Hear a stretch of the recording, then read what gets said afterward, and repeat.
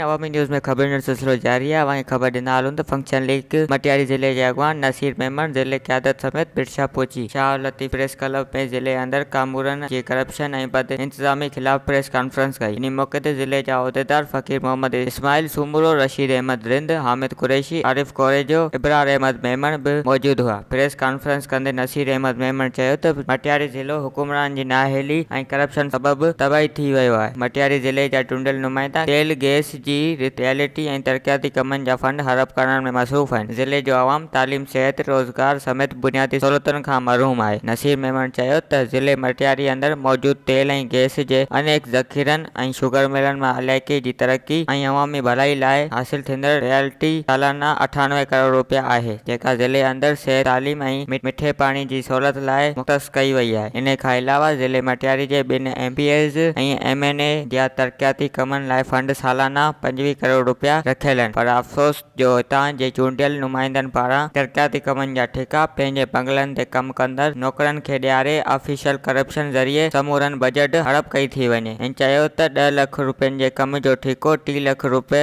एवज़ मंज़ूर कयो थो वञे, जॾहिं त मज़कूरा ठेकनि में 20 लाख इज़ाफ़ी रक़म MPA ऐं MNA जे हवाले कई वञे थी, जॾहिं त बाक़ी 10 लाख रुपयनि मां ठेकेदार फ़क़ति 5 लाख रुपयनि जो कमु कराए थो, जेको यकीनन गैर मयारी हूंदो आहे। इहो ई सबबु आहे जॾहिं ज़िले अंदर अॻु थियल कमु ठहण छत टुटी तबाह थी विया आहिनि। सॼो मटियारी ज़िलो खंडर बणिजी वियो आहे। हिन वधीक चयो त ज़िले मटियारी जी हालत इहा आहे जो समूरियूं इस्पतालूं जदीद मशीनरी ऐं दवाउनि खां महरूम आहिनि। नेशनल हाईवे ते रोड हादसा रोज़ जो मामूल बढ़ियल आहिनि। तालुके जूं इस्पतालूं नेशनल हाईवे ते हुअण बावजूदि कंहिं बि इस्पताल में एमरजेंसी जी सहूलियत मौजूदु न आहे। मटियारी, हाला ऐं बिरशा जे इस्पतालनि में जोड़ायल ट्रामा सेंटर सालनि खां वठी बंदि पियल आहिनि, जंहिं करे केतिरा ई मर्ज़ तुर्त इलाज न मिलण करे फौत थियो था वञनि। हिननि चयो त ज़िले अंदर तालीम खाते तालीम जे निज़ाम खे तबाही किनारे पहुचाइण में का कसर न छॾी आहे। ज़िले जा 300 प्राइमरी स्कूल बुनियादी सहूलियतुनि खां महरूम आहिनि। स्कूलनि जूं इमारतूं तबाह आहिनि। अक्सर स्कूल कमरनि, फर्नीचर, वॉशरूम ऐं बिजली जी सहूलियत खां वांझायल आहिनि। ज़िले जे कंहिं बि स्कूल में जदीद साइंसी लैब मौजूदु न आहे। अक्सर स्कूलनि मां इंतिज़ामिया पारां केतिरा ई कंप्यूटर हथ सां गुम कया विया आहिनि। ज़िले अंदर क़ौमी शाहराह सां लाॻू हिकु बि मुसाफ़िरखानो तामील थियल न आहे। अॻु जोड़ियल